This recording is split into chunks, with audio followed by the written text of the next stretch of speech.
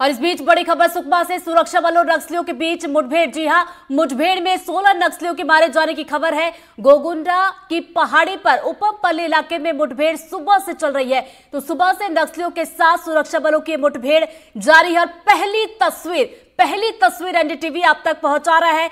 और ये पहली तस्वीर आप जरा देखिए, 16 नक्सलियों को ढेर किया गया और उसके बाद सुरक्षा बल के जवान यहां पर नक्सलियों के शव लाते हुए दिखाई दे रहे हैं। तो देखिए, सबसे पहली तस्वीर एनडीटीवी मध्य प्रदेश छत्तीसगढ़ आप तक पहुंचा रहा है। टीवी स्क्रीन पर ये तस्वीरें जो आप देख रहे हैं, सबसे पहले एनडीटीवी पर आई ताजा तस्वीरें आप तक पहुंचा रहे हैं। मुठभेड़ अभी भी जारी है, लेकिन उसके बावजूद आप देखिए यहां पर जो नक्सलियों के शव है उन्हें लाया जा रहा है। तो सुरक्षा बल के जो जवान है इन नक्सलियों के शव को लाते हुए दिखाई दे रहे हैं। और देखिए, एक बड़ी सफलता यहां पर मिली है।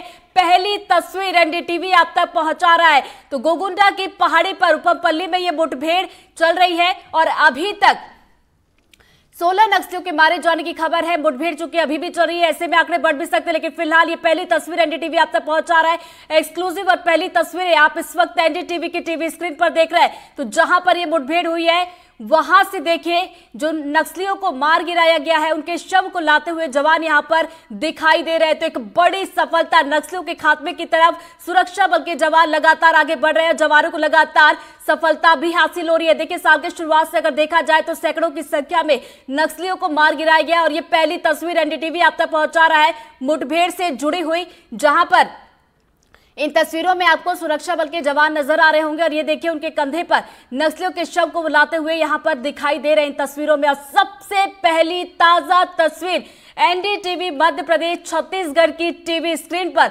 आप इस वक्त देख रहे हैं। ये जो मुठभेड़ सुबह से हो रही थी, अभी भी जारी है और इसकी पहली तस्वीर आप तक पहुंचा रहे हैं। ये देखिए, जवानों की तस्वीरों में आप देख सकते हैं कि एक के पीछे एक जवान, और ये वो तस्वीर देखिए, नक्सलियों के शव को यहां पर लाते हुए जवान दिखाई दे रहे हैं। तो देखिए, सुकमा में ये पूरी मुठभेड़ हुई, क्या हुआ, एनकाउंटर हुआ। और देखिए, बड़ी बात यह है कि 16 नक्सलियों को इसमें ढेर कर दिया गया है। और चलिए, इसी पर ज्यादा जानकारी लेंगे। हमारे दो सहयोगी इस वक्त हमारे साथ जुड़ गए, जुल्फिकार और नीलेश त्रिपाठी हमारे साथ जुड़ गए। सबसे पहले जुल्फिकार का रुख करेंगे। जुल्फिकार, देखिए, नस्लों के खात्मे की तस्वीर साफ तौर पर टीवी स्क्रीन पर दिखाई दे रही है। सबसे पहली तस्वीर हम पहुंचा रहे हैं जहां पर जवान नस्लों के शव को लाते हुए दिखाई दे रहे हैं। जुल्फिकार, बिल्कुल, बस्तर में जिस तरीके से एंटी नक्सल ऑपरेशन चल रहा है और जो लक्ष्य रखा गया है कि केंद्रीय गृह मंत्री अमित शाह ने कहा था कि मार्च 2026 तक माओवाद को छत्तीसगढ़ ही नहीं पूरे देश से खत्म कर दिया जाएगा। तो जिस तेज गति से एनकाउंटर चल रहे हैं बस्तर के अंदरूनी इलाकों में, तो इससे तो ये लगने लगा है कि वाकई माओवाद बहुत जल्द छत्तीसगढ़ से खत्म हो जाएगा। और जो टीवी स्क्रीन में हम देख रहे हैं कि पहली तस्वीर जो है एनडीटीवी में दिखाई जा रही है, हमारे दर्शकों को ये बताने की कोशिश है कि अब बस्तर जो है ना लाल आतंक से जल्द मुक्त होने वाला है। क्योंकि जिस तरीके से एंटी नक्सल ऑपरेशन चल रहा है और जितनी बड़ी संख्या में माओवादी मारे जा रहे हैं, क्योंकि आज की एनकाउंटर की अगर बात कर ली जाए जो सुकमा में हुआ है, इस एनकाउंटर में 16 माओवादियों के शव सुरक्षा बलों ने बरामद कर लिए हैं और उनको पैदल मुख्यालय लाया जा रहा है। क्योंकि जो एनकाउंटर वाला क्षेत्र है ये बेहद ही अंदरूनी इलाके हैं और ये कहें कि इतने अंदरूनी इलाके कि इन इलाकों में आवागमन के साधन नहीं है।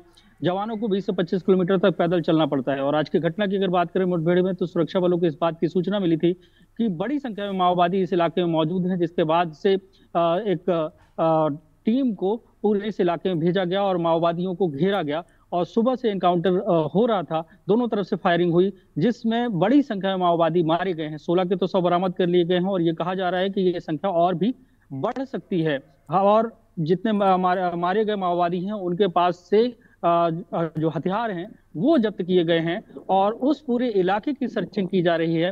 हालांकि इस में 2 डीआरजी के जवान घायल हुए हैं, जिनको एयरलिफ्ट किया जा रहा है और ये कहा जा रहा है कि उनकी हालत जो है वो अंडर कंट्रोल है और उनको इलाज भी जल्द से जल्द उपलब्ध कराया जा रहा है। फर्स्ट एड तो हो गया है, लेकिन जो पूरे एनकाउंटर पे जिस पे हम चर्चा कर रहे हैं, क्योंकि बीते दिनों देखे कि 30 माओवादियों के शव बरामद किए गए थे जो बीजापुर में एनकाउंटर हुआ था और कांकेर का मिलाकर एक दिन में ही 2 जगहों पर एनकाउंटर चल रहे थे।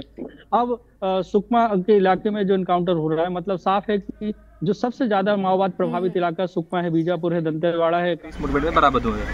जी सर, ये अब तक का सुकमा जिले का सबसे बड़ा मुठभेड़ माना जा सकता है? हाँ, इसको माना जा सकता है। और जो पहाड़ी वाला जो इलाका है, गोगुंडा वाले इलाके में दरबा डिवीजन के जो नक्सली है उनकी उपस्थिति यहाँ मौजूद होती है और ये उनपे कड़ा पहाड़ है। कोई बड़े कैडर के नक्सली मारे जाने की उनकी पहचान करना बचा हुआ है।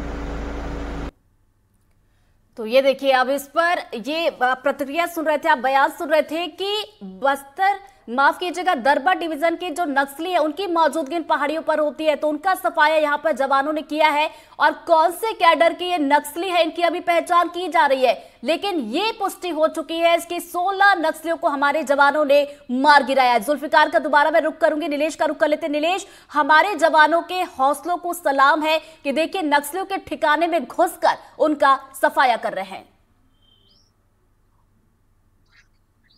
बिल्कुल, देखिए लगातार एक के बाद एक जो सफलताएं मिल रही हैं। इसी महीने की बात कर लें, अभी तो इसी महीने में ही कुछ दिन पहले बीजापुर दंतेवाड़ा बॉर्डर पे सबसे बड़ी सफलता के रूप में जो इस साल की बड़ी सफलताओं में एक शामिल है, उसमें 26 नक्सलियों को मार गिराया गया था, जिसमें बड़े कैडर के नक्सली भी थे। और एकदम जो इलाका था वो घोर नक्सल प्रभावित इलाका था, यानी कि जो नक्सलियों के सबसे मजबूत गढ़ माने जा रहे थे, उन इलाकों में घुस कर जवान बड़ी सफलता लेकर वापस लौट रहे हैं।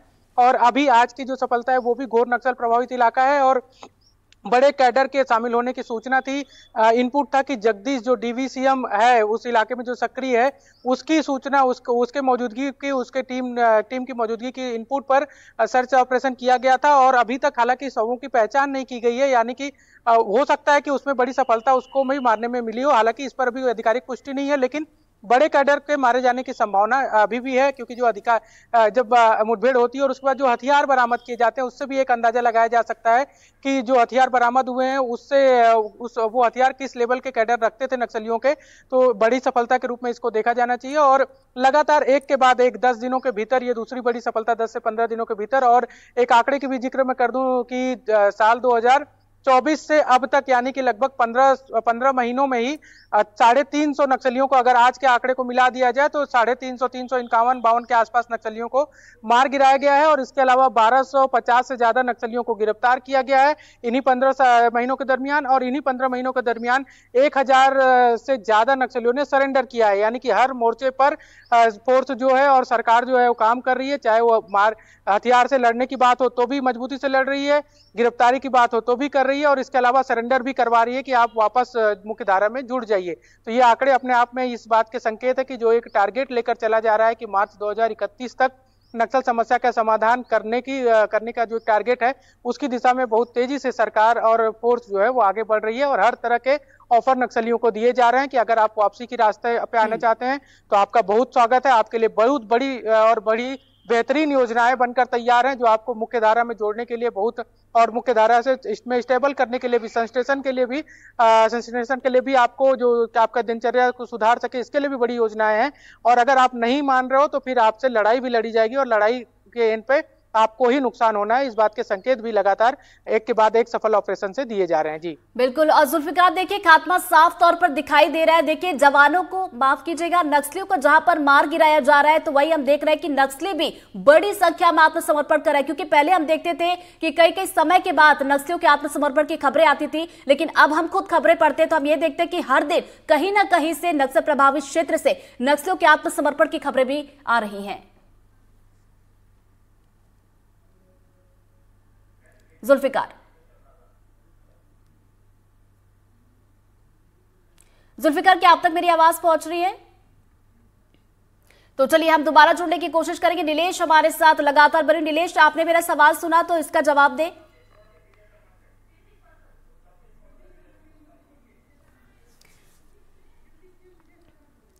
और चलिए नीलेश, मैं दोबारा आपका रुख करूंगी। इस वक्त हमारे साथ छत्तीसगढ़ के गृह मंत्री deputy CM Vijay Sharma sir हमारे साथ जुड़ गए। सीधा उनका रुख करते हैं। विजय सर, आपने जैसा कि कहा था कि नक्सलियों का सफाया करने के लिए सुरक्षा बल के जवान मुस्तैद हैं, और वो तस्वीरें भी देखिए अब साफ नजर आ रही है कि छत्तीसगढ़ में नक्सलियों का सफाया होता हुआ दिखाई दे रहा है। जी, आज ही सुबह सुरक्षा बलों के भुजाओं की ताकत से, हमारे जवानों की भुजाओं की ताकत से 16 नक्सलियों के शव बरामद किए जा चुके हैं। सर्च ऑपरेशन फिर भी जारी है और अधिक जानकारी आगे आएगी। इसमें AK-47, SLR, इंसास और कंट्रीमेट कुछ वेपन्स, वो भी सब कुछ बरामद हुआ है। हमारे 2 जवान थोड़े घायल हुए हैं, परंतु वे खतरे से बाहर हैं। और सर बिल्कुल जवानों के हौसले को यहाँ पर सलाम करना चाहिए कि जो भी सर्च ऑपरेशन यहाँ पर जवानों की तरफ से चलाया जाता है, परफेक्ट प्लानिंग होती है और उसका परफेक्ट एग्जीक्यूशन भी हम देखते हैं जितने भी यहाँ पर मुठभेड़ होती है उसमें। जी, माननीय अमित शाह जी का संकल्प बड़ा है। उन्होंने नॉर्थ ईस्ट की इंसर्जेंसी खत्म कर दी, 370 कश्मीर से खत्म कर दिया, देश में होने वाले बम धमाके खत्म हो गए और उन्होंने कहा है कि मार्च 2026 तक सशस्त्र नक्सलिज्म समाप्त होगा। हमारे प्रदेश में माननीय विष्णुदेव साय जी का मार्गदर्शन भी बड़ा है और हम सब मिलकर इसमें काम कर रहे हैं। जवानों के उत्साह से, जवानों की भुजाओं की ताकत से मैं सोचता हूं कि अच्छे इंटेलिजेंस से, टेक्नोलॉजी का यूज करके जिस तरीके से भी ऑपरेशन किए जा रहे हैं, नक्सलियों से बार बार कहा गया है कि आप सरेंडर करें। बहुत अच्छी सरेंडर पॉलिसी के साथ सरकार तैयार है और सरेंडर नहीं करने पर कार्यवाहियां की जाएंगी। और बिल्कुल सर, हम देख भी रहे हैं कि सरकार की तरफ से जो नीतियां चलाई जा रही है उसका असर भी देखने को मिल रहा है। बीते दिन ही मैं खबरें पढ़ रही थी कि नक्सल प्रभावित जो अलग अलग क्षेत्र है वहां पर नक्सली बड़ी संख्या में आत्मसमर्पण भी कर रहे हैं। जी, बड़ी संख्या में आत्मसमर्पण कर रहे हैं। जितने हजार लगभग आत्मसमर्पण किए हैं वैसे ही 1000 से अधिक लोग गिरफ्तार भी हुए हैं। बहुत से लोग मारे गए हैं। कुल मिलाकर 2600 से अधिक उनकी संख्या कम हुई है अभी नई सरकार बनने के बाद, और ये बहुत बड़ी संख्या होती है। नई भर्तियां भी उनकी रुक गई हैं और इस तरीके से लोगों को अब वो बरगला भी नहीं पा रहे हैं। सब ये चाहते हैं कि गांव में उन्नति हो। इन लोगों ने गांव के विकास को अवरुद्ध करके रखा था। आपको आश्चर्य होगा ये जान करके कि उस क्षेत्र के नौजवान जब आते हैं, जिनको हम नियत नलानार के अंतर्गत, स्वामी विवेकानंद प्रोत्साहन योजना के अंतर्गत लेकर के शहर घुमाने लाते हैं, उन लोगों में 30-30 साल के युवा ऐसे होते हैं जो टीवी नहीं देखे रहते कभी। तो आप सोच सकते हैं कि किन स्थितियों में उनको रखा गया था और बार बार बंदूक के दम पर लगभग बंधक बनाए जैसी स्थिति में इनको रखा गया था। इन सब की स्वतंत्रता के लिए सरकार प्रतिबद्ध है, यह अवश्य होकर रहेगा। और बिल्कुल सर, जैसा कि गृह मंत्री अमित शाह ने कहा था कि मार्च 2026 में छत्तीसगढ़ में नक्सलवाद का खात्मा होगा, और उनके कहने के बाद से हम देख रहे हैं इस साल की शुरुआत की भी अगर मैं बात करूं तो अभी तक सैकड़ों की संख्या में हमारे जवानों ने नक्सलियों को मार गिराया है। साथ ही साथ नक्सलियों के आत्मसमर्पण की बात की जाए तो उसके आंकड़े भी लगातार दिन ब दिन बढ़ते जा रहे हैं। तो एक बड़ी सफलता यहाँ पर सरकार की। जी, निस्संदेह जवानों की सफलता है, सरकार की सफलता है, आम जनता की इच्छा है। अब बस्तर के आम जन ये चाहते हैं ये सब कुछ समाप्त होना चाहिए। उनको स्कूल, अस्पताल, आंगनबाड़ी, बिजली, पानी, सड़क, मोबाइल का टावर, सब कुछ अपने गांव में चाहिए और इन सबको इन्होंने रोक कर रखा है नक्सलियों ने। सर, जवानों के लिए आप क्या कुछ कहना चाहेंगे? पहली तस्वीर जो एनडीटीवी हम पहुंचा भी रहे दर्शकों तक, वो तस्वीर हम देख रहे हैं टीवी स्क्रीन पर कि जवान जहां पर मुठभेड़ हुई उसके बाद जो नक्सलियों के शव है उसको लाते हुए बाहर दिखाई दे रहे हैं, और ये साफ संदेश बताता है कि नक्सलियों का खात्मा अब बिल्कुल भी दूर नहीं है। बस्तर की जनता ने ठान लिया है, जवानों ने मन में संकल्प ले रखा है और सरकार का संकल्प तो इस दिशा में है ही। तो मैं सोचता हूं कि अब कहीं कोई बाधा नहीं रह गई है। सरेंडर होंगे, गिरफ्तार होंगे या मार दिए जाएंगे। चलिए सर, बहुत बहुत शुक्रिया आपका हमारे साथ जुड़ने के लिए और बातचीत करने के लिए। और चलिए दोबारा से हमारे सहयोगियों का रुख करते हैं। हमारे सहयोगी हमारे साथ जुड़े हुए जुल्फिकार, जैसा कि हम गृह मंत्री विजय शर्मा को भी सुन रहे थे और उन्होंने एक बार फिर से वही बात दोहराई कि छत्तीसगढ़ में नक्सलवाद का अंत दिखाई दे रहा है और बस्तर के लोगों ने खुद ये ठान लिया है कि अब नक्सलियों की नहीं चलेगी। बिल्कुल, केंद्रीय गृह मंत्री अमित शाह ने जो वादा किया था देश के साथ कि मार्च 2026 तक माओवाद से उसी कड़ी में जिस तरीके से वो अलग नहीं है, क्योंकि देख रहे हैं कि केंद्र की सरकार और राज्य की सरकार दोनों सरकारें मिलकर जो है इस स्ट्रेटेजी काम कर रही है। अब तो स्थिति ऐसी है कि पहले ऐसा होता था कि एक जिले में अगर एंटी नक्सल ऑपरेशन की कार्रवाई चल रही है तो दूसरे जिले में माओवादी भाग जाते थे। उसका असर ये होता था, उसका इस तरीके से कि जो सफलता मिलनी चाहिए वो सफलता मिलती नहीं थी। अब ये सफलता जो है लगातार मिल रही है और उसी का नतीजा है कि इतनी बड़ी संख्या में माओवादी मारे जा रहे हैं। आज को भी अगर मुठभेड़ में देखा जाए तो 16 माओवादियों के शव बरामद कर लिए गए हैं। उनके पास से बड़ी मात्रा में हथियार बरामद किए गए हैं, किया गया। तो इससे अंदाजा लगाएं कि माओवादियों का जो इलाका था वो माओवादियों के लिए काल बनता हुआ नजर आ रहा है। और जैसा कि पहले भी केंद्रीय गृह मंत्री अमित शाह ने कहा, छत्तीसगढ़ के मुख्यमंत्री भी बोल चुके हैं कि सीधे तौर से अगर जो भी माओवादी हैं, जुल्फिकार, माफ कीजिएगा आपको रोक रही हूँ, अधिकारियों की भी प्रतिक्रिया इस पर आ रही है, उनकी तरफ से क्या कुछ स्टेटमेंट आए वो जरा सुनवाते, दर्शकों को दोबारा आपके पास लौटूंगी। इसमें AK-47 SLR इंसास जैसे काफी भारी मात्रा में हथियार बरामद किए गए हैं। 2 जवान इसमें घायल हुए हैं, उनको इवैक्यूएशन किया जा रहा है। सर हथियार कौन कौन सा बरामद? AK-47 SLR इंसास जैसे ऑटोमेटिक हथियार इस मुठभेड़ में बरामद हुए हैं। जी सर, ये अब तक का सुकमा जिले का सबसे बड़ा मुठभेड़ माना जा सकता है? हाँ, इसको माना जा सकता है। और जो पहाड़ी वाला जो इलाका है, गोगुंडा वाले इलाके में दरबा डिवीजन के जो नक्सली है उनकी उपस्थिति यहाँ मौजूद होती है और ये उनपे कड़ा पहाड़ है। कोई बड़े नक्सली, बड़े काडर के नक्सली मारे जाने की पहचान करना बचा हुआ है। तो देखिए यहां पर बयान आया है इस मुठभेड़ को लेकर कि सुकमा जिले की अभी तक की सबसे बड़ी ये मुठभेड़ है और बड़ी सफलता यहां पर मिली है। नीलेश का रुख कर लेते हैं। नीलेश, देखिए हम यहां पर सुन रहे थे कि मुठभेड़ में बड़ी मात्रा में हथियार को भी बरामद किया गया है। AK-47 की बात की जाए, SLR की बात की जाए, इस तरीके से कई बड़े बड़े हथियार यहां पर बरामद किए गए और ये बताता है कि नक्सली जो है अपनी मौजूदगी दर्ज करवाने की कोशिश में तो रहते हैं लेकिन वो सफल नहीं होते। बिल्कुल, देखिए ऋतु, जब थोड़ी देर पहले भी मैं यही जिक्र कर रहा था और विजय शर्मा ने भी, जो गृह मंत्री हैं, उन्होंने भी कहा कि बड़ी संख्या में हथियार बरामद किए गए हैं और जो हथियार बरामद किए गए हैं उससे इस बात का अंदाजा लगाया जा सकता है कि कितने बड़े कैडर वहां पर मौजूद रहे होंगे, क्योंकि जो इंसास बरामद हुए या AK-47 बरामद हुए हैं, ये हथियार बड़े कैडर के लीडर जो होते हैं नक्सल के, वो रखते हैं अपने पास। यानी कि अगर ये हथियार बरामद किए गए तो उस लेवल के कैडर को मारा भी गया होगा। हालांकि अभी 100 की पहचान हो जाए उसके बाद इस पर कुछ भी स्पष्ट रूप से कहना उचित होगा। लेकिन सबसे बड़ी बात यह है कि ये जो महीने हैं जिसका मैं जिक्र भी करना चाह रहा हूँ कि जो ये महीना है मार्च, अप्रैल या मई, जून, ये महीने नक्सलियों के लिए बड़े माकूल माने जाते थे पहले। जब हम इतिहास भी देखेंगे नक्सल समस्याओं की तो 2022 तक की अगर भी हम जिक्र देखें, आंकड़े देखें 2022 तक की, तो जितने भी बड़ी घटनाओं को नक्सलियों ने अंजाम दिया, जो कि बड़ी संख्या में डबल डिजिट में जवानों को नुकसान हुआ है, वो सारी घटनाएं इन्हीं महीनों में अंजाम दी गई हो, चाहे वो मार्च का महीना हो, अप्रैल का महीना हो या मई जून का महीना हो, चाहे वो ताड़मेटला की घटना हो जिसमें 76 जवान मारे गए थे। इससे पहले रानी बोदली में साल 2007 में 15 मार्च को 56 जवानों को घेर कर बाकायदा एक थाने के अंदर बंद करके उड़ा दिया गया था, आग लगा दी गई थी। 56 जवान उसमें शहीद हुए थे। उस घटना की बात हो जाए, मिनपा में, सुकमा के ही मिनपा इलाके में 19 जवान जो है 2020 में इसी तरह से शहीद हुए थे। इन्हीं मार्च के महीने में, अप्रैल के पहले वीक में 2022 में टेकलगुड़म में बड़ी घटना हुई थी जिसमें 21 जवान शहीद हुए थे। लेकिन हम पिछले साल से 2024 से और अब तक देखें तो इन्हीं महीनों में जो नक्सलियों के लिए सबसे कामयाब महीने माने जाते थे, उन महीनों में अब जवानों को सफलता मिल रही है और न सिर्फ सफलता बल्कि बड़ी सफलता मिल रही है। कभी 36 नक्सली मारे जा रहे हैं, कभी 39 मारे जा रहे हैं, अभी हाल में ही 26 मारे गए, आज 16 का आंकड़ा है और इसके अलावा 3-5-3-5-2 ऐसे नक्सलियों के मारे जाने की घटनाएं तो अब हम हर दूसरे दिन या हर दिन लगभग सुन रहे हैं। तो ऐसे में देखने वाली बात होगी कि जो टारगेट की समय सीमा है, उस समय सीमा में किस हद तक, मतलब कितनी जल्दी जो है सफलता मिल जाती है। इस दिशा में जो काम किए जा रहे हैं, जो फोर्स के जो काम है, उस पर उसको बिल्कुल भी वो तारीफे काबिल है कि जो टारगेट तय है उस टारगेट में बाकायदा पिन पॉइंट। क्योंकि एक और बड़ी बात है ऋतु, इसमें जो जोड़ना चाहूंगा मैं, कि इन घटनाओं के बाद हम देखते थे कि पहले जब नक्सलियों की को मारा जाता था, जिनकी संख्या अगर 5 या 8 या 10 से अधिक होती थी, तो उसमें बड़ा आरोप ये लगता था कि नक्सली नहीं बल्कि आम ग्रामीणों को मार गिराया गया है।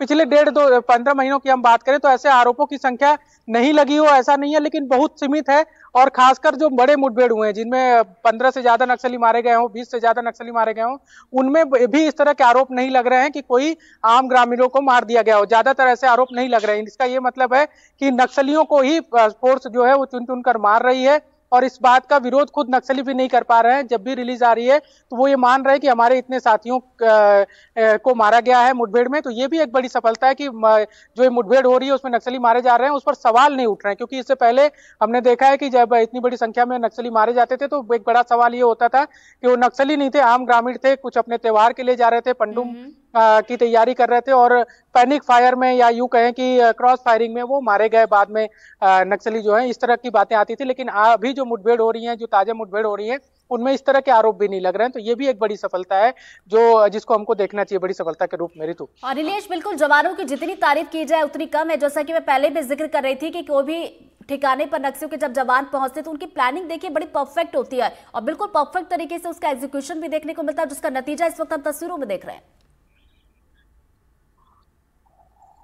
बिल्कुल, देखिए जवानों की प्लानिंग पहले से भी परफेक्ट रहती थी ऋतु, लेकिन सबसे बड़ी बात थी कि जवानों पर भरोसा आम ग्रामीणों को नहीं था। पहले की बात कर लें, सरकार ने उस दिशा में काम किया और अब आम लोगों के का भरोसा जीतने की कोशिश की और उसमें कामयाब हो रहे हैं। तो उसका एक फायदा हो रहा है कि जब फोर्स इन इलाकों में सर्चिंग के लिए निकलती है, ऑपरेशन के लिए निकलती है, तो मैं बता दूं कि करीब 10 किलोमीटर, 15 किलोमीटर और कई बार इससे भी ज्यादा 20-25 किलोमीटर तक उनको पैदल मूवमेंट करना पड़ता है। और पहले ये होता था, जब ग्रामीण उन पर भरोसा नहीं करते थे तो उनके इस मूवमेंट का लीकेज हो जाता था और नक्सलियों तक ये सूचना पहुंच जाती थी कि फोर्स जो है इस इलाके में जहां पर आपकी मौजूदगी है वहां पर सर्चिंग के लिए निकल रही है। तो उल्टा इसका नुकसान जवानों को हो जाता था और नक्सली घेराबंदी करके जवानों को ही नुकसान पहुंचाते थे। लेकिन अब सरकार जब विभिन्न योजनाओं के तहत या विभिन्न कार्यक्रमों के तहत जब ग्रामीणों का भरोसा जीत पा रही है, तो अब ये ग्रामीणों को लगने लगा है कि हमारे लिए जो अच्छा कौन है, उनमें वो सेलेक्ट करने लगे हैं कि हमारे लिए बेहतर कौन होगा। तो उसमें वो ज्यादातर ग्रामीण ज्यादातर इलाकों में सरकार के पक्ष में है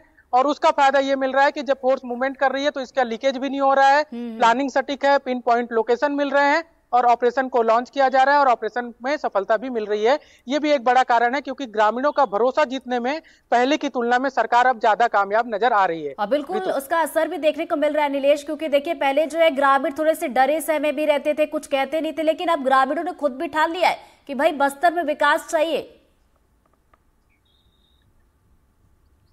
बिल्कुल, मैं एक घटना का जिक्र करूंगा ऋतु। पिछले ही साल इसी अप्रैल महीने में मैं बस्तर जिले के का चांदामेटा गांव, जो एक समय में नक्सलियों की राजधानी कही जाती थी, वहां पर रिपोर्ट के लिए गया था। तो वहां एक व्यक्ति मुझे मिले थे, अगर मुझे नाम ठीक ठाक याद है तो लकमा उनका सरनेम था, मैं नाम स्किप कर रहा हूँ। वो उनको जब झीरम घाटी घटनाक्रम हुआ था तो फोर्स उनको गिरफ्तार करके लेके चली गई थी कुछ दिन बाद और लगभग वो 1.5 साल जेल में रहे थे। बाद में वो निर्दोष बरी हुए थे। उनसे जब बात हो रही थी तो उनका अपना दर्द था कि उनको झूठे मामले में गिरफ्तार कर लिया गया। वो आम नागरिक है, लेकिन उन्होंने भी ये कहा कि जब फोर्स का ये पहले नक्सलियों का ये पूरा गोर इलाका हुआ करता था, लेकिन अब जब फोर्स वहां पहुंच चुकी है, कैंप लग गया, स्कूल खुल गए हैं, तो दोनों में हम कंपेयर कर पा रहे हैं और हमको लग रहा है जो खुद वो बहुत बड़े पीड़ित थे इस मामले में, झूठे मामले को लेकर कोर्ट से बरी हुए, बाइज्जत बरी हुए, जिनको फंसे थे वो भी कह रहे हैं कि नहीं, हमको हमारे लिए फोर्स बेहतर है, हमारे लिए सरकार के लोग बेहतर हैं। नक्सलियों के जब संपर्क में थे तो हमको नुकसान ही होता था, हम विकास से दूर थे, हमारे बच्चे पढ़ नहीं पाते थे। अब वो अपनी बच्ची को नर्सिंग की पढ़ाई करवा पा रहे हैं, अपने बेटे को अच्छे स्कूल में पढ़ा पा रहे हैं, एक शिक्षा दे पा रहे हैं। तो उन इलाकों में भी ऐसे लोग भी जो कभी किसी वजह से फोर्स या पुलिस की प्रताड़ना का शिकार हुए हों, वो भी ये मान रहे हैं कि सरकार और पुलिस ही उनके लिए बेहतर है, नक्सली नहीं। ये उदाहरण है उस इलाके में कि किस तरह से लोग वहां के, जिसका जिक्र अभी कुछ देर पहले विजय शर्मा भी कह रहे थे गृह मंत्री के तौर पर, कि अब वहां के लोग ही चाह रहे हैं कि नक्सल समस्या का समाधान हो। तो ऐसे अनुभव हम भी जब रिपोर्टिंग के लिए जाते हैं तो हमको देखने को मिलता है कि अब लोग भी ये मान रहे हैं कि नहीं यार, बहुत हो गया है, अब नक्सल समस्या से समाधान हो और सरकार की जो योजनाएं हैं वो हम तक पहुंचे। इसको लेकर भी कई लोग जागरूक हुए हैं। जी ऋतु। नीलेश, मुझे कल की एक खबर याद आई, जो कल मैं एक खबर पढ़ रही थी जिसमें महिला नक्सलियों ने सरेंडर किया और उनकी तरफ से ये स्टेटमेंट दिया गया कि महिलाओं का शोषण किया जाता है। तो महिला नक्सली जो है, जाहिर सी बात है कि इस तरह की जो चीजें हो रही है उससे भी वापस आ रही है। वो पुलिस को एक बड़ी सफलता मिली है। लगातार बीते कुछ दिनों से माओवादियों के खिलाफ एक अभियान छेड़ा गया था, जिसमें से बीजापुर और दंतेवाड़ा के सरहदी इलाके में 26 माओवादी मारे गए थे और आज सुकमा जिले और सुकमा पुलिस को एक बड़ी सफलता मिली है और आज 16 माओवादियों को मार गिराया गया है और 16 माओवादियों के शव बरामद किए गए हैं। मौके से आधुनिक हथियार भी बरामद किए गए हैं। एक बड़ी सफलता देखने को मिली है और आंकड़े और बढ़ सकते हैं। फोर्स मौके के लिए रवाना कर दी गई है, शव बरामद कर लिए गए हैं। हमारे साथ सुकमा एसपी किरण चौहान है, उनसे भी बात करते हैं। क्या माहौल है अभी जवानों की क्या स्थिति है और क्या कितनी बड़ी सफलता है सर ये? नहीं, काफी बड़ी सफलता है और डीआरजी सुकमा और सीआरपीएफ जो संयुक्त पार्टी अभियान पे गई थी, उनके साथ नक्सलियों की मुठभेड़ हुई है। अभी तक 16 नक्सलियों के शव बरामद हुए हैं और जवानों का हौसला काफी बुलंद है और उनकी मेहनत की वजह से ये सफलता मिली है। तो किस टाइप की सूचना मिली थी? कितने बड़े कैडर के नक्सली वहां मौके पे थे? दरबा डिवीजन के जो सीनियर कैडर है उनकी मौजूदगी की सूचना मिली थी। लगभग 25 की 30 नक्सलियों की सूचना वहां मिली थी और सुबह आज वो मुठभेड़ हुई है और अभी नक्सलियों की शिनाख्ती की जा रही है, जो मारे गए नक्सली है, उसके बाद ही कुछ उसमें बता पाएंगे। बड़ा कैडर नक्सली जो मौके पे मौजूद था, जो हथियार बरामद हुए उसमें AK-47 SLR इंसास जैसे ऑटोमेटिक हथियार है, तो नक्सलियों की एक बार शिनाख्ती करने के बाद ही इसमें डिटेल्स साझा किया जाएगा। जो घटना स्थल सर वो कितना दूर है और क्या कितना चैलेंजिंग था जवानों को वहां पहुंचने के लिए? काफी चैलेंजिंग था। लगभग जो घटना स्थल है गोगुंडा पहाड़ी का इलाका माना जाता है। ये काफी बड़ी बड़ी पहाड़ियां है और नदी नाले है बहुत बड़े, और काफी लंबे समय के बाद इस एरिया में मतलब एनकाउंटर हुआ है और निश्चित ही एक बड़ी सफलता है सुकमा जिले के लिए। तो माओवादियों के शव के आंकड़े और बढ़ सकते हैं क्या सर? अभी सर्चिंग अभियान जारी है और अभी इसमें कुछ बता नहीं सकते। बहुत बहुत धन्यवाद सर। ये किरण चौहान सुकमा एसपी हैं और बता रहे थे कि माओवादियों के खिलाफ एक बड़ा ऑपरेशन लॉन्च किया गया था और 16 माओवादियों को मार गिराया गया है। अभी भी सर्चिंग अभियान जारी है और मौत के आंकड़े और बढ़ सकते हैं। एनडीटीवी के लिए सलीम शेख, सुकमा। और हमारे सहयोगी नीलेश हमारे साथ लगातार बने। नीलेश, अपनी बात पूरी कीजिए। बिल्कुल, जिसका जिक्र आप कर रही थी ऋतु की महिला कैडर्स का वहां नक्सल संगठन में शोषण की जो बात कही जा रही है, ये आज का मामला ऐसा नहीं है। इससे पहले भी लगातार ये कई सारी चीजें सामने आती रही हैं, कई सारी ऐसी घटनाएं सामने आती रही हैं और कई बार जब कैडर सरेंडर करते हैं महिला कैडर, तो भी हमको ये देखने को मिलता है कि एक तो नसबंदी करा दिया जाना, जबरदस्ती महिलाओं का उनको शादी का अधिकार तो दिया जाता है कैडर के अंदर, लेकिन उनको बच्चा पैदा करने का अधिकार नहीं दिया जाता। मातृत्व सुख जो है उनको उससे वंचित रखा जाता है। ये एक बड़ा मामला है। इसके अलावा शारीरिक शोषण के कई आरोप लगते रहे हैं नक्सल संगठन के अंदर की जब जो पुरुष कैडर हैं या जो बड़े लीडर हैं वो अपने निचले कैडर की महिलाओं के साथ शारीरिक शोषण करते हैं। ये भी आरोप लगते रहे हैं और कई बार सरेंडर होने के बाद नक्सली जब सरेंडर करती है महिला नक्सली, तो ये कई सारी घटनाएं भी इसमें सामने आती हैं जो वो उनका जिक्र करती है किस तरह की घटनाएं होती है। इसके अलावा जो एक अन्य सुविधाएं जो महिलाओं को होनी चाहिए वो भी जो उनके लिए बेसिक जरूरत है, मूलभूत सुविधाएं, वो भी चूंकि जंगल और ऐसे इलाकों में रहने की वजह से लगातार मूवमेंट करने की वजह से उनको वो सुविधाएं भी नहीं मिल पाती। कई बार जब मासिक धर्म का मामला होता है उस दरमियान भी उन्हें कई बार ऐसा होता है कि लंबी लंबी यात्राएं करनी पड़ती है, पहाड़ियां चढ़नी पड़ती है। इस तरह की समस्याएं महिलाओं के साथ नक्सल संगठन में लगातार ऐसी बातें सामने आती रही हैं और ये शुरू से आती हैं। मतलब ऐसा नहीं है कि ये कुछ दिन की बात हो, जबकि 10 साल पहले भी अगर कुछ हम आंकड़े निकालें तो उसमें भी कई ऐसी घटनाएं मिल जाएंगी जब महिला कैडर सरेंडर की हो या गिरफ्तार की गई हो, तो उन्होंने बड़ा खुलासा इस तरह का किया हो कि उनके साथ किस तरह से शोषण किया गया। कई बार तो एक घटना मुझे याद आती है कि कुछ साल पहले की है कि एक महिला कैडर जो कि प्रेग्नेंट हो गई थी, उन्हें प्रेगनेंसी की अवस्था में ही बीच जंगल में, जबकि 5वां-6वां महीना उनके प्रेगनेंसी का चल रहा था, उस दरमियान ही उन्हें और छोड़ दिया गया था जंगल में अकेले। और फिर वो बड़ी दुविधा से बड़ी चुनौतियों का सामना करते हुए किसी तरह गांव में पहुंची और बाद में उन्होंने सरेंडर जब किया तो अपनी आप बीती बताई। बड़ी दर्दनाक घटना थी वो जिसका जिक्र मैं कर रहा हूं। तो वैसे कई सारे मामले नक्सल संगठन में महिला कैडर्स को लेकर लगातार कई बार सामने आते रहते हैं और बड़ी दुखद बातें भी कई बार पता चलती है कि किस तरह से महिला कैडर को वहां पर चुनौतियों का सामना करना पड़ता है, किस तरह से महिला कैडर को वहां पर कई सारी परेशानियों का सामना करना पड़ता है। ये अपने आप में बड़ा दुखद भी रहता है और कई बार ये जो है इस बात के संकेत भी जाते हैं कि आखिर किस हाल में वहां पर महिलाएं काम कर रही होंगी। जी, और बिल्कुल देखिए, हम ये भी देख रहे हैं, जैसे हम जनवरी महीने की बात करें, फरवरी की बात करें, मार्च का महीना तो अब खत्म होने को ही है। इन 3 महीनों में भी हमने यही देखा है कि जो बड़े बड़े कैडर के नक्सली हैं उनको मार गिराया गया है। और अगर पूरी तरीके से देखा जाए जो नक्सल प्रभावित अलग अलग क्षेत्र है, जो बॉर्डर है, वहां पर जो बड़े नक्सल संगठन थे वो धीरे धीरे काफी ज्यादा कमजोर अब हो चुके हैं।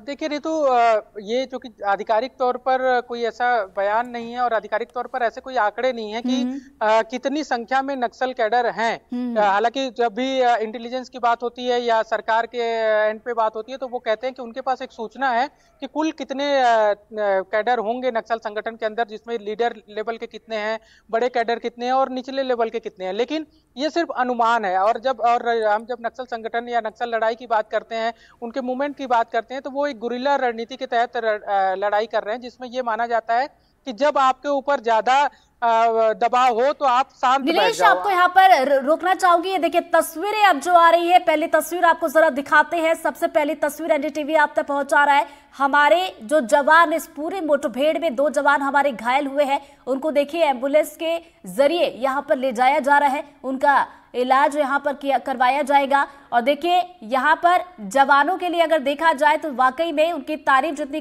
की जाए उतनी कम है। ये तस्वीर देखिए, इस पूरी मुठभेड़ में हमारे 2 जवान घायल हुए हैं जिन्हें अब ले जाया जा रहा है और उसकी पहली तस्वीर एनडीटीवी आप तक पहुंचा रहा है। तो ये तस्वीर आप देखिए, सफेद रंग की आपको एम्बुलेंस इन तस्वीरों में नजर आ रही होगी। हमारे जो 2 जवान इस मुठभेड़ में लड़ते हुए घायल हुए, उन्हें इस एम्बुलेंस के जरिए अब ले जाया जा रहा है अस्पताल, जहां पर उनका इलाज होगा। और देखिए, डिप्टी सीएम विजय शर्मा ने भी इसको लेकर जानकारी दी कि जो हमारे 2 जवान इस मुठभेड़ में घायल हुए हैं वो खतरे से बाहर बताया जा रहा है। और ये एक बड़ी राहत की बात है कि हमारे जवान जो कि मुस्तैदी से मौके पर थे और नक्सलियों का खात्मा करने के लिए पहुंचे थे और 16 नक्सलियों को मार गिराया। इस दौरान हमारे 2 जवान घायल जो हुए थे उन्हें अस्पताल ले जाया गया। तो ये पहली तस्वीर आपके टीवी स्क्रीन पर, ये दोनों तस्वीरें एनडीटीवी आप तक पहुंचा रहा है। पहली तस्वीर आप जरा देखिए, ये भी सबसे पहले हमने आप तक पहुंचाई थी, जहां पर मुठभेड़ के बाद ये देखिए जवान जो 16 नक्सलियों को मार गिराया गया, उनके शव को लाते हुए बाहर की ओर